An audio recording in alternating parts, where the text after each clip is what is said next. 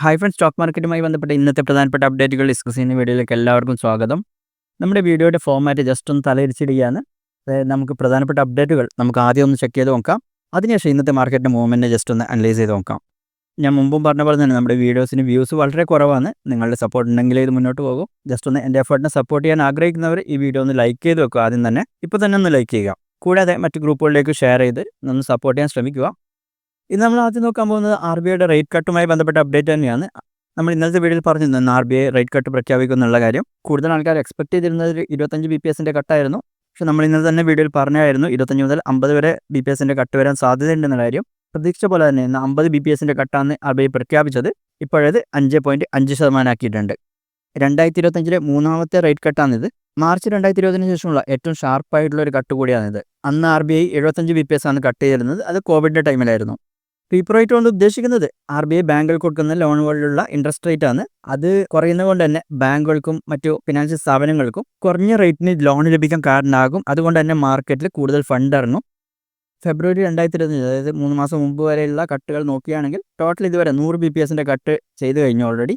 നമ്മൾ കഴിഞ്ഞ പല വീഡിയോകളും സൂചിപ്പിച്ച പോലെ തന്നെ ഇൻഫ്ലേഷൻ ഇന്ത്യയിൽ വളരെയധികം കുറഞ്ഞിട്ടുണ്ട്. ഇപ്പോൾ RBI പ്രതീക്ഷിച്ച ആവറേജിനേക്കാളും കുറവാണ് ഇപ്പോൾ ഇൻഫ്ലേഷൻ ഉള്ളത്.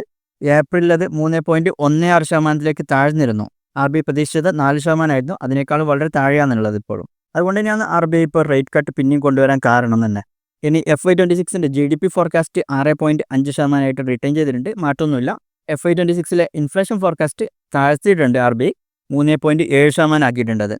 കൂടാതെ CRR 100 BPS കട്ട് ചെയ്തിട്ടുണ്ട്, അത് 4%-ൽ നിന്ന് 3% ആക്കിയിട്ടുണ്ട്.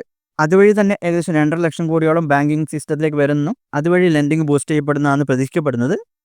അടുത്ത ഭാഗത്തേക്ക് പോകുന്നതിന് മുമ്പ് നിങ്ങൾ മറന്നുപോയ ചെറിയൊരു കാര്യം ഓർമ്മിപ്പിച്ച ശേഷം മുമ്പോട്ട് പോകാം. നിങ്ങൾ വീഡിയോ ഇതുവരെ ലൈക്ക് ചെയ്തിട്ടില്ല, അപ്പോൾ ഇപ്പോൾ തന്നെ ഒന്ന് വീഡിയോ ലൈക്ക് ചെയ്ത് വെക്കുക. കൂടാതെ ചാനലൊന്ന് സബ്സ്ക്രൈബ് ചെയ്ത് വെച്ചാൽ ഇതുപോലുള്ള കൂടുതൽ വീഡിയോസ് അപ്ലോഡ് ചെയ്യുമ്പോൾ നിങ്ങൾക്ക് അതിൻ്റെ നോട്ടിഫിക്കേഷൻ ലഭിക്കാൻ നിങ്ങളത് സഹായിക്കും.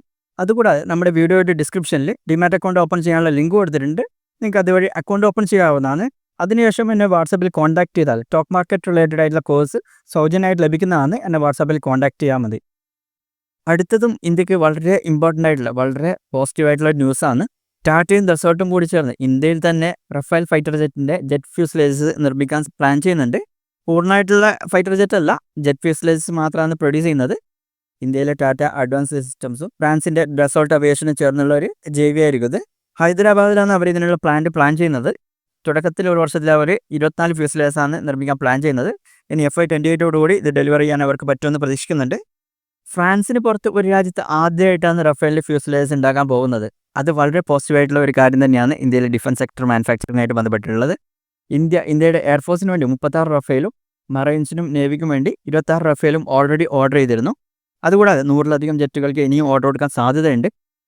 ഓക്കെ, ഇനി അടുത്ത ന്യൂസിലേക്ക് പോകാം. അടുത്തത് അത്ര പോസിറ്റീവായിട്ടുള്ള ഒരു ന്യൂസ് അല്ല. സുസുക്കി അവരുടെ സ്വിഫ്റ്റിൻ്റെ പ്രൊഡക്ഷൻ നിർത്തിവെച്ചിട്ടുണ്ട്.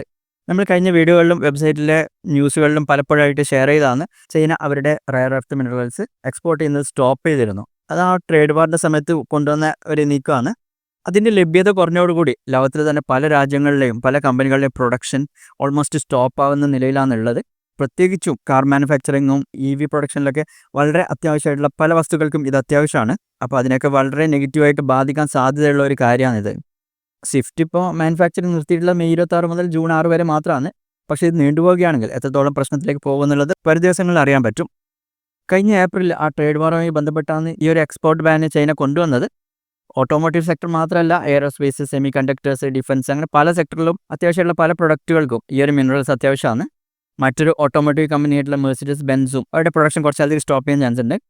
മോഡേൺ വെഹിക്കിൾസിനും EV സിസ്റ്റത്തിനൊക്കെ ഈ ഒരു പെർമനൻറ്റ് മാൻ്റനൻസും മറ്റു അതുമായി ബന്ധപ്പെട്ട മിനറൽസും വളരെ അത്യാവശ്യമാണ്. എന്തായാലും ഈ പ്രശ്നം വന്നതോടുകൂടി ഇന്ത്യ ഗവൺമെൻറ് ചില ഇൻസെൻറ്റീവ് പ്രഖ്യാപിച്ചിട്ടുണ്ട് ഇന്ത്യയിൽ തന്നെ ഈ ഒരു മിനറൽസ് പ്രൊഡ്യൂസ് ചെയ്യാൻ വേണ്ടി.